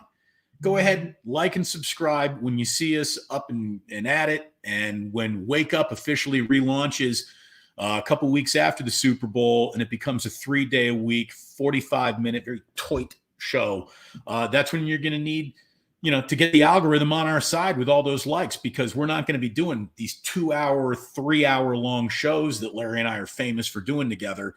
We're going to keep it tight, which means we need a lot of people to get in, and get out. Get in, donate quickly, and get out. Maybe we should start talking to the younger part of the audience. Kids, do you know where mom's purse is? Does she have a credit card in there? Can you read 12 digits in a row? Or was 16 numbers in a credit card? Can you send a super chat over to Damon and Larry? Thank you. James Foster says the 49er defense is due for a hell of a game. I like that. They really, here's the thing. You know what? You're not wrong. They're due for a big game. When the Niners are at their best, the defense is felt all afternoon. When they're at their might lose this game worst, they're just out there. What's the pivot point if they don't win the game? Because Kyle's not going to blame himself. So it'll probably be the defense being blamed. Does Wilkes get the axe if they lose the game and give up a bunch of points? If Stefan's right and the Chiefs cashes and they score 28 or 30 and either win the game or just the defense doesn't play well, is Wilkes come back next year? Do you feel like Kyle pretends to like Wilkes than he really does, more than he really does? I guess. Probably. I don't think Steve Wilkes has done a bad job. No. But he coaches this defense in sort of the reverse natural order that it's been built. The defensive line should be the star of the show. Steve Wilkes wants his secondary to be the star of the show. And I just think that's where the tug of war for the soul of the 49ers defense has kind of happened there, right? Well, yeah. And the most honest to God thing is, the team is built with this defensive line that's very well paid and highly drafted, and Steve Wilkes is getting an awful lot of it out of very young secondary. The truth is the two best players on the 49ers are right in the middle of those levels of defense. Fred Warner and Dre Greenlaw, you want to build a defense around those guys. No doubt. Food for thought. This was something that people who want to rip Steve Wilkes, the people that say, hey, he's not D'Amico, He's not as good as Saleh. All right, the last time the Chiefs faced the Niners, D'Amico Ryans was the defensive coordinator. The Kansas City had six straight touchdown drives. They put up 42 on D'Amico's defense, and the Niners had their worst DVOA performance since 2000 and something. Right. It was their worst defensive afternoon in 3 years. And then under Saleh, Kansas City in the Super Bowl put up 31 and came back from a 20-10 deficit, scored 21 points in the last 7 minutes. So, he hasn't necessarily had a great run. I've never heard an offensive coach get labeled for more defensive failure and it had the blame attached to him. Kyle's an offensive coach. He always has been, always will be. The 28-3 lead, by the way, he wasn't the head coach, and no coordinator offensively or defensively has ever gotten more credit or blame for winning or losing a Super Bowl. Maybe Buddy Ryan got a lot of credit for winning the Super Bowl in 80. It's a great Barstool shirt, by the way. I own it. 28-3 on the front, and then, of course, the final score on the back. It's a good shirt. It's a good shirt. But they put up 28 points. Kyle did his job. And you can say, well, he Matt, you don't know if Matt Ryan might have audibled out of what Kyle had sent in there. They should have just kept running the ball. They could have kept running the ball. You know what the Atlanta Falcons could have done? They could have played a little defense up 28-3. They had a 25-point lead to protect. How the offense is supposed to protect a 25-point lead. Like, I get it. It all goes together. It all fits together. I get it. You don't have to explain it to me. He could have been a tad more conservative. He got a little pass happy. And maybe that has led to him becoming a little too conservative at times. And hopefully in this Super Bowl, we will finally be able to say he's figured it out. The last time Mahomes was sacked 5 times against was a Wilkes-led defense. So maybe Steve Wilkes has got the number of Patrick Mahomes and will shut him down. Maurice Stallworth says, I think Brock is special. It's not an accident that he wears Marino's number and plays for Joe's old team. In my opinion, the best of both, and he will only get better. You guys are great, by the way. Thank you very much, Maurice. Some people call me Maurice. There you go. It's a great song. What is the Pompatus? The Pompatus of Love. If I asked you to define the word Pompatus, what does it mean? Pompatus, if you use it in a sentence, no, I have no idea. I don't know what a Pompatus is. I've been singing it my entire life. I still don't know what a Pompatus is. Kevin, what's a Pompatus? I don't know what Pompadour is. You do. There you go. You've got a curly pompadour. Nick J says, love the show. My bold prediction, J.P. Mason scores a touchdown. Niners 27, Chiefs 23. Keep it tight. How's the slot? Yes. Wow. Yes. By the way, the slot has not been good to me here in Vegas. I have activated 3 different Wheel of Fortune machines with my $100 bill, which is always the best way to turn on a slot machine, but I'm 0 for 3. I'm down 300 on the Wheel of Fortune. You're doing a $100 slot? Yeah. Look at you. Yeah. By the way, I'm this guy over here. Up about 400 on the blackjack table. So we're going to come out of here with about $100. Look at you. Come out of here with about $100. $25 tables? I caught no, I was sitting at a $15 table. $15 table because I was playing at the Strat where we're staying. So they're not going to, they're not going to price out the riffraff because the riffraff is all they got. So it was a $15 table. And they appealed to the ref. Aren't we comfortable there? But it was a $50 table, and I caught it. I had a really nice shoe. I plunked down 100, turned it into about 400, got up and went to bed. It was a good way to wrap up. I got some good advice about the Strat. My buddy said, don't go jogging around the backside of the Strat. He said, it's, basically it's not. You know what? You didn't need to give me don't jog advice. Yeah, there you go. Wasn't gonna. Texas Niners says Bosa 4 sacks. He's your MVP. There you go, Texas Niner. I like that. JJ Raider, Kevin, convince Larry and Damon to play Madden. I play Madden. Oh my God. I knew more about, going no huddle in Madden before that kid even had diapers on. And if Kev tries to disagree, I'll put out baby pictures of him before the hour on anytime people try to say he's the boss of the channel, I always take this one baby picture I have in bed. I'm this close to putting that out there. All right, John Edwards, you guys are there talking with the Niner players. Preparation is always talked about and can be a determining factor. How prepared do you think the Niners are for this game? Well, I talked to who did I talk to yesterday? Jake Brendel. Is this the baby picture, Kevin, that you keep on showing? Dre Greenlaw. Is that it? Look at little baby. This is Kevin at just 2 years old. Wasn't he adorable?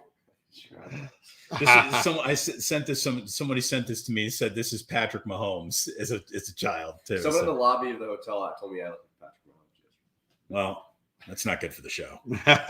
Did somebody tell you look like Patrick Mahomes? Yes. Patrick Mahomes. Be like, well, it's better than someone telling my father he looks like Elmer Fudd the next day. The guy's in shape.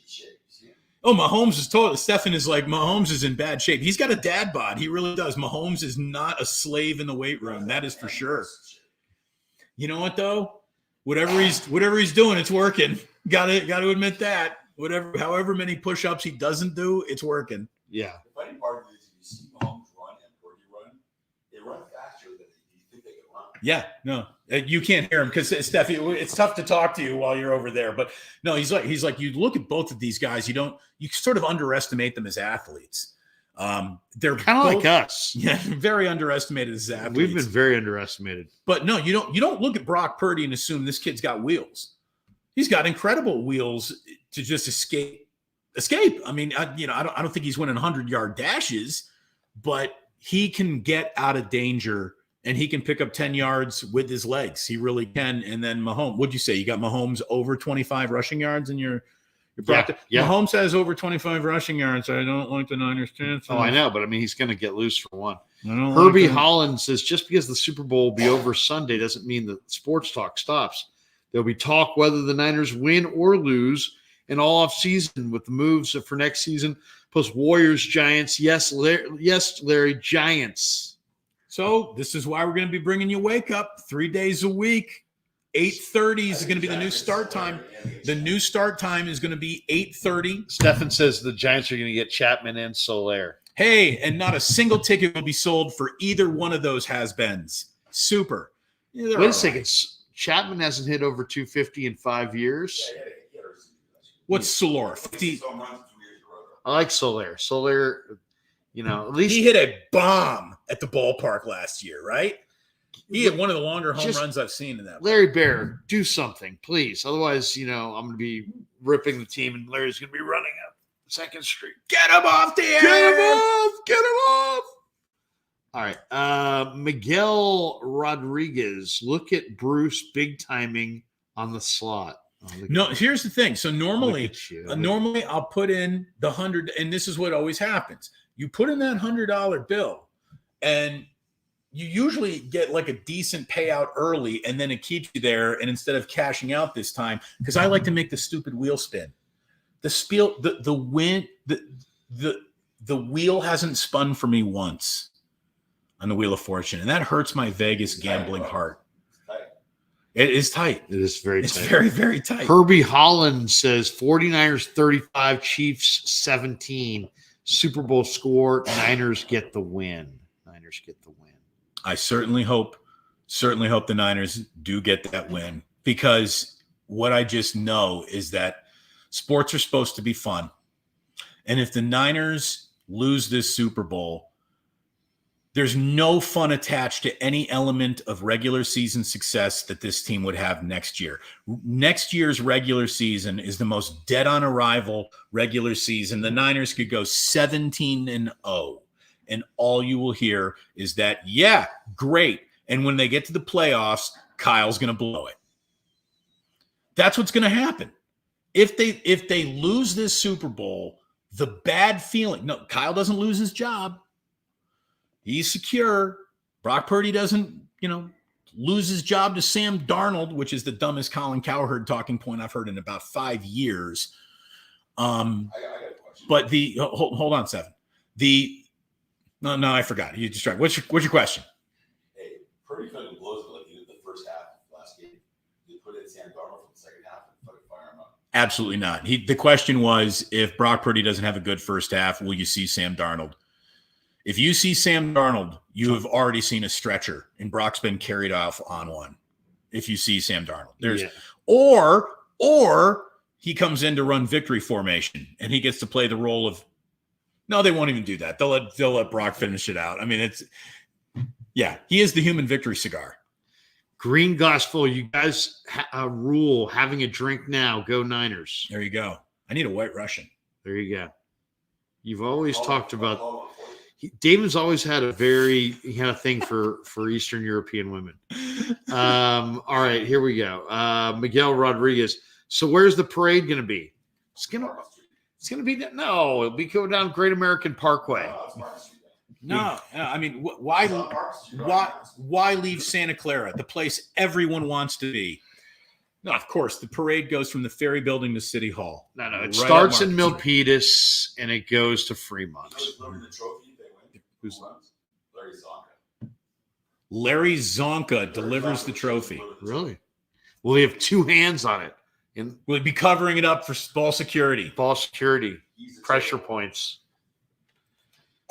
All right. The parade. I can't talk parades. We're not jinxing it. That's the worst. Right there. Jinxing it. So look, we do need to wrap up because Bottom Line Bets Penthouse Suite is about to be in action. Exactly. He's the man in action, and we can't stop that. Stefan, thank you very much for letting us crash your abode, man. It's been great. Appreciate it. Again, bottomlinebets.com. This man is the hottest tout service in Las Vegas. He cashes checks. And if you want to cash some tickets, check out bottomlinebets.com. An initial sponsor of Postgame and Damon. Really appreciate him being there. And Dr. Paul Hughes, who is sponsoring Postgame and Damon now, a friend of Stefan's. We were all out at dinner together the other night. Dr. Paul, thank you very much for the support. Ike has been an unbelievable partner, and he was feeding Radio Row yesterday. Ike was he's done great things for me, for us, and he is helping us build this into what this is right now and what it's going to become. And since you're sitting right here and I can actually touch you for the first time in one of these broadcasts, thanks an awful lot to this guy right here. I was thrown into the you're out of work abyss, and he was one of the first to say, hey, you know what? You're going to be all right. Let me show you how this is done over here.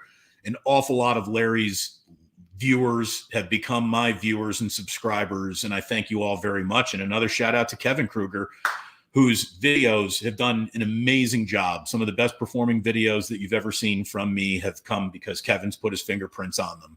So thanks to La Familia de Kruger. Thank you very much to Stefan, all of our sponsors. And, just because you never go away from a streak when it's working, we will wrap up this show in its traditional format. But first we have Justin Rodriguez, who says, found mom's credit card, joking, love watching you guys, praying for a 49er dub, make the Swifties sob. I like it. When you got 22 players on a football field, mathematically, that's 44 ACLs. Think of how many ACLs that you can tear if you've got 44 of them out there. I'd be interested in tearing no fewer than 8 of the 44 ACLs. And I'm still going to draft those players. I'm still going to believe in them, even with their torn ACLs.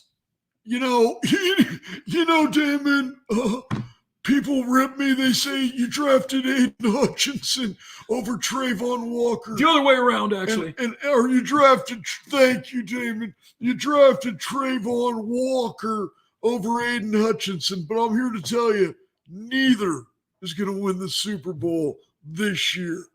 And I'm going to tell you, had I been in Radio Row yesterday with Tommy, we would have pointed out the fact that Wade Newton has had a little work done. There's absolutely no doubt about that. And you can see the actual changing of how everything is going in radio. Apparently, you don't even need the radio to be on the radio anymore. There's this thing called YouTube. Tommy, have you seen it? Tate, have you seen the YouTube? We had Wayne Newton on. I mean, he was fabulous. He was fantastic. I told him, I said, Wayne, I'm like you. I'm a Renaissance man. I don't know Vegas like you. I'm not quite as tan as you. But I told Tommy and I told Tate, Wayne Newton at Amici's. It's got to happen. Make it happen. Wayne's like, I don't know. Is there one in Vegas? There's not one in Vegas. He doesn't want to come to the Bay. He said Union Street's not his gig. Come on, Wayne.